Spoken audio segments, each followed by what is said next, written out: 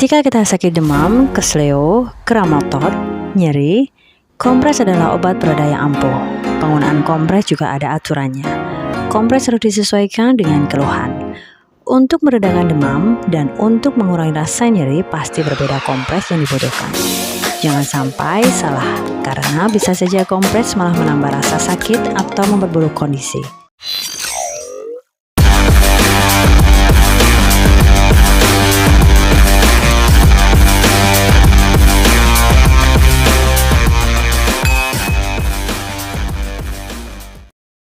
Kompres biasanya digunakan di bagian tertentu atau seluruh tubuh sebagai cara non-farmakologis, maksudnya tanpa atau bersama dengan pengobatan, untuk meredakan keluhan rasa nyeri dan pembengkakan akibat cedera. Ada dua jenis kompres yang umumnya dipakai, yaitu kompres panas atau kompres hangat, dan kompres dingin. Agar kompres dapat bekerja dengan efektif, penting bagi kita tahu manfaat dan cara penggunaannya. Pada video pertama akan kita bahas tentang kompres panas atau kompres hangat. Kompres panas atau kompres hangat adalah suatu metode dalam penggunaan suhu hangat setempat yang dapat memulihkan beberapa efek fisiologis. Suhu hangat dapat memperlebar pembuluh darah sehingga aliran darah dan suplai oksigen lebih mudah mencapai daerah sekitar yang sakit. Metode ini akan membantu relaksasi otot dan mengurangi nyeri. Kompres dengan suhu hangat juga akan mengurangi kekakuan dan meningkatkan rentang gerak bagian tubuh yang nyeri. Kompres panas dibagi menjadi dua jenis, yaitu kompres panas kering dan juga kompres panas lembab. Pengertian kompres panas kering adalah kompres hangat kering menggunakan bantal pemanas atau terzak, atau bisa juga menggunakan sinar infrared atau inframerah.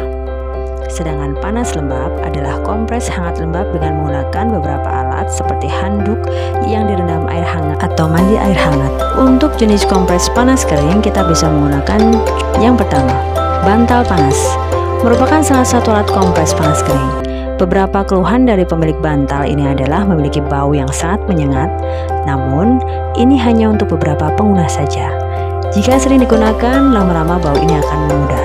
Dan sekarang pengguna tidak perlu khawatir karena sudah ada bantalan panas yang tersedia di toko alat kesehatan yang dilengkapi dengan ramuan, yang fungsinya untuk membuat bau yang harum dan membuat pengguna semakin rileks. Berikutnya contoh kompres panas kering adalah lampu sinar merah atau sinar infrared.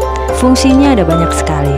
Selain digunakan untuk mengurangi rasa nyeri, lampu sinar infrared sering digunakan untuk terapi, karena bisa dipercaya bisa mengobati beberapa penyakit, bahkan juga digunakan untuk kecantikan. Dan untuk jenis kompres panas lembab adalah WWZ atau Warm Water Zack. Merupakan alat kompres yang terbuat dari bahan karet yang tebal dan dirancang khusus untuk menghangatkan tubuh.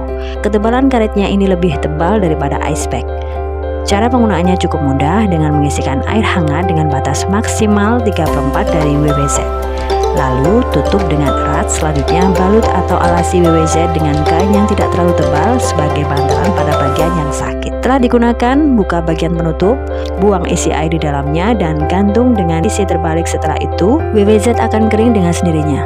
Jangan mengeringkan di dekat kompor atau di atas sinar matahari langsung.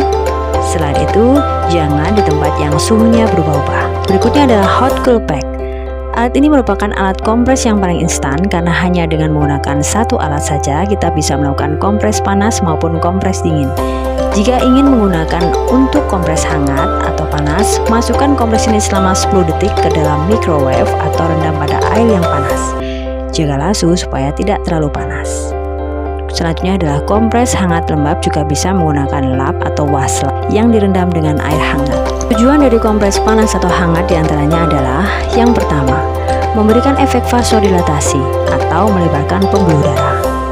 Yang kedua adalah meningkatkan permeabilitas kapiler atau kondisi dinding pembuluh darah kapiler, yaitu struktur kecil dan tipis di dalam sistem sirkulasi darah yang berfungsi sebagai tempat pertukaran zat antara darah dan jaringan tubuh, menjadi lebih mudah ditembus oleh zat-zat tertentu.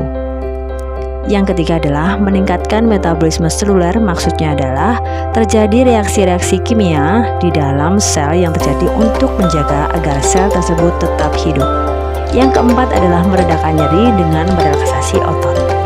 Yang kelima adalah mengurangi kekakuan sendi dengan menurunkan viskositas cairan sinovial, yang artinya mengurangi kekakuan sendi dengan menurunkan kekentalan cairan sinovial. Sedangkan cairan sinovial sendiri adalah cairan yang berfungsi untuk melumasi pada sendi-sendi, penyedia, dan transfer nutrisi zinc, yang pada umumnya di usia yang renta atau usia tua banyak mengalami gejala kekakuan sendi ini karena faktor hormon. Kompres hangat dapat diberikan pada seseorang dengan indikasi yang pertama adalah seseorang yang kedinginan atau suhu tubuh rendah. Berikutnya, yang kedua adalah seseorang yang mengalami kembung pada perutnya. Kompres hangat juga bisa diberikan pada seseorang dengan penyakit peradangan seperti radang persendian. Yang keempat, seseorang dengan nyeri atau kram otot. Yang kelima, seseorang dengan nyeri kepala dan nyeri punggung. Secara umum, waktu yang direkomendasikan untuk melakukan kompres hangat adalah 15-20 menit. Namun, untuk meredakan rasa nyeri yang parah, kita bisa berendam di air hangat selama 30 menit hingga maksimal 2 jam. Kontraindikasi pada kompres hangat atau kompres hangat tidak boleh diberikan pada seseorang dengan kondisi diantaranya: yang pertama, luka baru atau cedera kurang dari 48 jam pertama, karena akan memperburuk kondisi luka akibat penumpukan cairan pada lokasi yang cedera dan dapat meningkatkan rasa nyeri. Poin kedua, kompres hangat pada seseorang dengan gangguan vaskuler atau pembuluh darah seperti trombosis vena dalam atau yang biasa dikenal dengan istilah DVT, deep vein thrombosis. Selain itu, kontraindikasi berikutnya adalah seseorang dengan luka terbuka dan berdarah. Kontraindikasi selanjutnya adalah seseorang dengan gangguan syaraf seperti multiple sclerosis atau penyakit sistem kekebalan tubuh yang menggerogoti lapisan pelindung saraf yang biasanya disebabkan karena autoimun.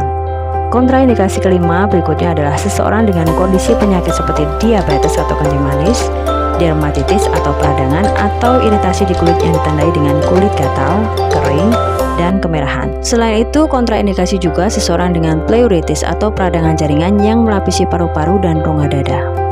Semoga tips ini bermanfaat. Saksikan video selanjutnya. Jangan lupa like, subscribe, and sharing ke media sosial kalian jika video ini bermanfaat.